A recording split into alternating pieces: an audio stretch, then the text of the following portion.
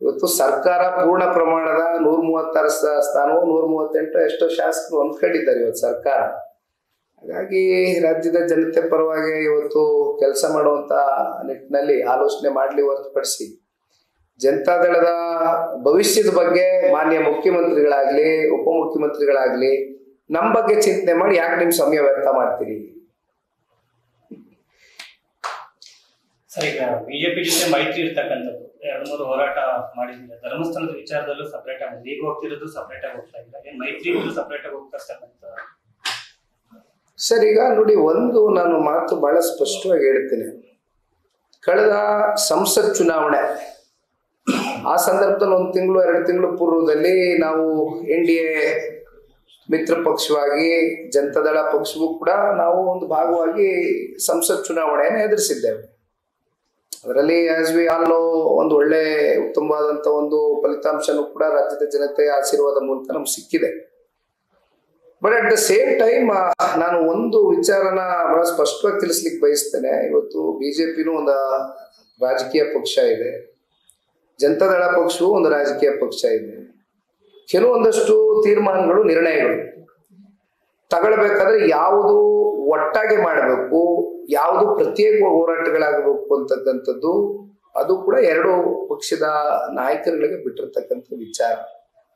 But ಇವತ್ತು ಧರ್ಮಸ್ಥಳದ ವಿಚಾರಕ್ಕೆ ಸಂಬಂಧಪಟ್ಟಂತೆ ನಮ್ಮ ಧರ್ಮ ರಕ್ಷಣೆಯ ಈ ಒಂದು ಹೋರಾಟ ಏನಿದೆ, ಒಂದ್ ಕಡೆ ನಾನು ನಮ್ಮ ಮಿತ್ರ ಪಕ್ಷವಾಗಿರ್ತಕ್ಕಂಥ ಭಾರತೀಯ ಜನತಾ ಪಾರ್ಟಿ ಜನತಾದಳ ಪಕ್ಷದವ್ರು ನಾವೆಂದೂ ಕೂಡ ಅವ್ರನ್ನ ಬಿಟ್ಕೊಡ್ಲಿಕ್ಕೆ ಸಾಧ್ಯ ಇಲ್ಲ. ಬಹುಶಃ ನಾನು ಮಾನ್ಯ ಧರ್ಮಾಧಿಕಾರಿಗಳು ಕಾವಂದ್ರು ಏನು ವೇದಿಕೆ ಮೇಲೆ ಬಂದು ಕೂತಿದ್ರು, ಆ ಸಮಯದಲ್ಲೂ ನಾನು ಮಾತಾಡ್ಬೇಕಾದ್ರೂ ಕೂಡ ನಮ್ಮ ಮಿತ್ರ ಪಕ್ಷವನ್ನ ನಾನು ನೆನೆಸ್ಕೊಂಡಿದ್ದೆ.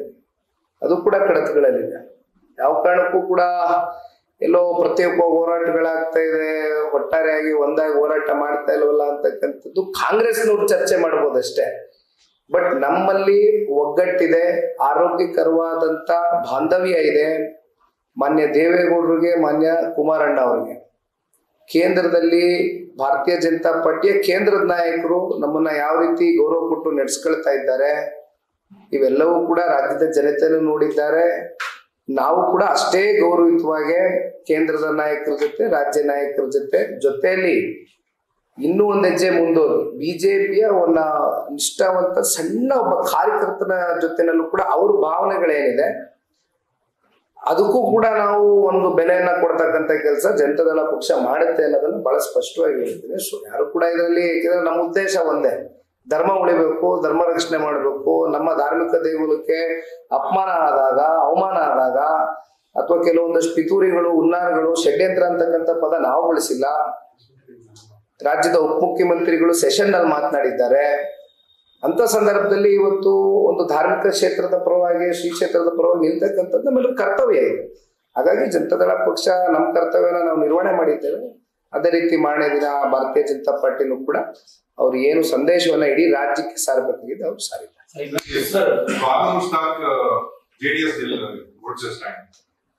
ಸರ್, ಬಾನು ಮುಷ್ತಾಕ್ ಅವರು ಆಸ್ ವಿ ಆಲ್ ನೋ ಲೇಖಕರಿದ್ದಾರೆ, ಬುಕರ್ ಪ್ರಶಸ್ತಿ ಕೂಡ ಪಡೆದಿದ್ದಾರೆ. ನಮ್ಮ ಪಾಯಿಂಟ್ ಇಷ್ಟೇ, ಈ ಹಿಂದೆ ದಸರಾ ಇನಾಗ್ರೇಷನ್ ಬಂದು ನಿಸಾರ್ ಅಹಮದ್ ಅವರು ಇವರೆಲ್ಲರೂ ಕೂಡ ಮಾಡಿದ್ದಾರೆ. ಬಟ್ ಬಾನು ಮುಷ್ತಾಕ್ ಅವ್ರ ಬಗ್ಗೆ ಇವತ್ತು ನಾವೆಲ್ಲ ಏನ್ ಚರ್ಚೆ ಮಾಡ್ಬೋದು?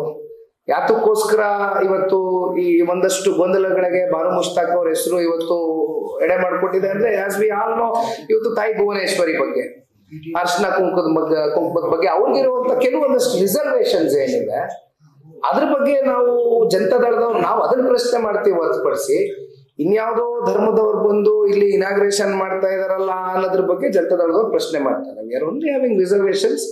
ನಮ್ಮ ಧರ್ಮದ ಬಗ್ಗೆ ಅವರು ಎಷ್ಟರ ಮಟ್ಟಕ್ಕೆ ಒಂದು ಒಳ್ಳೆ ಭಾವನೆ ಇಟ್ಕೊಂಡಿದ್ದಾರೆ ಅಥವಾ ತಾತ್ಸಾರ ಮನೋಭಾವನ ಇದೆಯಾ ಅವ್ರಿಗೆ ಇರ್ತಕ್ಕಂಥದ್ದು ಬಹುಶಃ ಕಳೆದ ಒಂದು ವಿವಾದದಲ್ಲಿ ಅವೆಲ್ಲವೂ ಕೂಡ ಸಾರ್ವಜನಿಕ ವಲಯಕ್ಕೆ ಬಿಟ್ಟಿರ್ತಕ್ಕಂಥ ವಿಚಾರ ಅವ್ರ ಮುಂದೆ ಬಿಟ್ಬಿಡ್ತೀವಿ.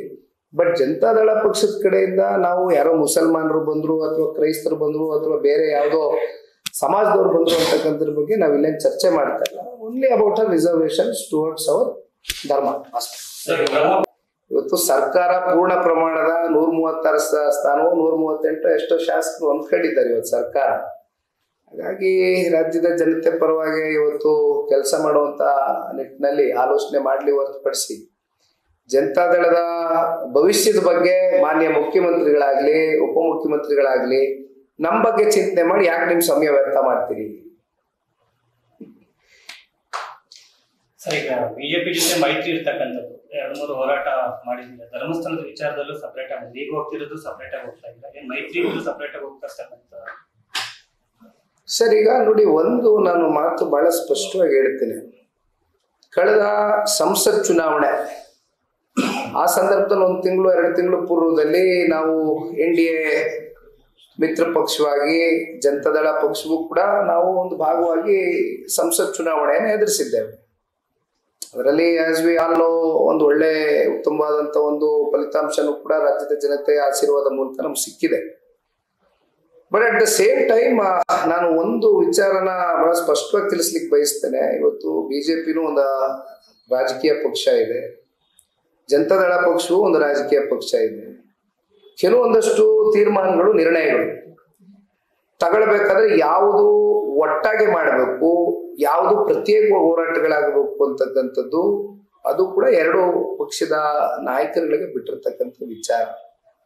ಬಟ್ ಇವತ್ತು ಧರ್ಮಸ್ಥಳದ ವಿಚಾರಕ್ಕೆ ಸಂಬಂಧಪಟ್ಟಂತೆ ನಮ್ಮ ಧರ್ಮ ರಕ್ಷಣೆಯ ಈ ಒಂದು ಹೋರಾಟ ಏನಿದೆ, ಒಂದ್ ಕಡೆ ನಾನು ನಮ್ಮ ಮಿತ್ರ ಪಕ್ಷವಾಗಿರ್ತಕ್ಕಂಥ ಭಾರತೀಯ ಜನತಾ ಪಾರ್ಟಿ ಜನತಾದಳ ಪಕ್ಷದವ್ರು ನಾವೆಂದೂ ಕೂಡ ಅವ್ರನ್ನ ಬಿಟ್ಕೊಡ್ಲಿಕ್ಕೆ ಸಾಧ್ಯ ಇಲ್ಲ. ಬಹುಶಃ ನಾನು ಮಾನ್ಯ ಧರ್ಮಾಧಿಕಾರಿಗಳು ಕಾವಂದ್ರು ಏನು ವೇದಿಕೆ ಮೇಲೆ ಬಂದು ಕೂತಿದ್ರು, ಆ ಸಮಯದಲ್ಲೂ ನಾನು ಮಾತಾಡ್ಬೇಕಾದ್ರೂ ಕೂಡ ನಮ್ಮ ಮಿತ್ರ ಪಕ್ಷವನ್ನ ನಾನು ನೆನೆಸ್ಕೊಂಡಿದ್ದೆ. ಅದು ಕೂಡ ಕಡತಗಳಲ್ಲಿದೆ. ಯಾವ ಕಾರಣಕ್ಕೂ ಕೂಡ ಎಲ್ಲೋ ಪ್ರತ್ಯೇಕ ಹೋರಾಟಗಳಾಗ್ತಾ ಇದೆ, ಒಟ್ಟಾರೆಯಾಗಿ ಒಂದಾಗಿ ಹೋರಾಟ ಮಾಡ್ತಾ ಇಲ್ವಲ್ಲ ಅಂತಕ್ಕಂಥದ್ದು ಕಾಂಗ್ರೆಸ್ನವ್ರು ಚರ್ಚೆ ಮಾಡ್ಬೋದಷ್ಟೇ. ಬಟ್ ನಮ್ಮಲ್ಲಿ ಒಗ್ಗಟ್ಟಿದೆ, ಆರೋಗ್ಯಕರವಾದಂತ ಬಾಂಧವ್ಯ ಇದೆ. ಮಾನ್ಯ ದೇವೇಗೌಡರಿಗೆ, ಮಾನ್ಯ ಕುಮಾರಣ್ಣ ಅವರಿಗೆ ಕೇಂದ್ರದಲ್ಲಿ ಭಾರತೀಯ ಜನತಾ ಪಾರ್ಟಿಯ ಕೇಂದ್ರದ ನಾಯಕರು ನಮ್ಮನ್ನ ಯಾವ ರೀತಿ ಗೌರವ ಕೊಟ್ಟು ನಡೆಸ್ಕೊಳ್ತಾ ಇದ್ದಾರೆ, ಇವೆಲ್ಲವೂ ಕೂಡ ರಾಜ್ಯದ ಜನತೆಯನ್ನು ನೋಡಿದ್ದಾರೆ.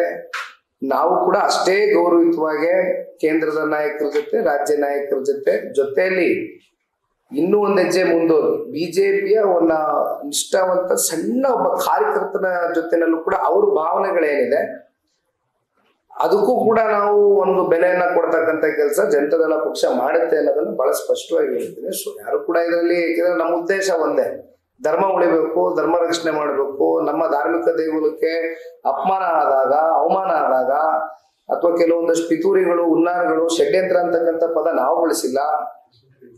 ರಾಜ್ಯದ ಉಪಮುಖ್ಯಮಂತ್ರಿಗಳು ಸೆಷನ್ ನಲ್ಲಿ ಮಾತನಾಡಿದ್ದಾರೆ.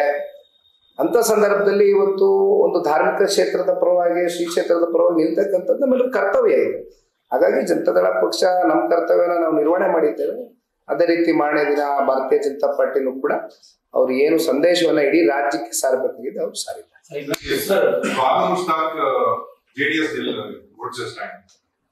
ಸರ್, ಬಾನು ಮುಷ್ತಾಕ್ ಅವರು ಆಸ್ ವಿ ಆಲ್ ನೋ ಲೇಖಕರಿದ್ದಾರೆ, ಬುಕರ್ ಪ್ರಶಸ್ತಿ ಕೂಡ ಪಡೆದಿದ್ದಾರೆ.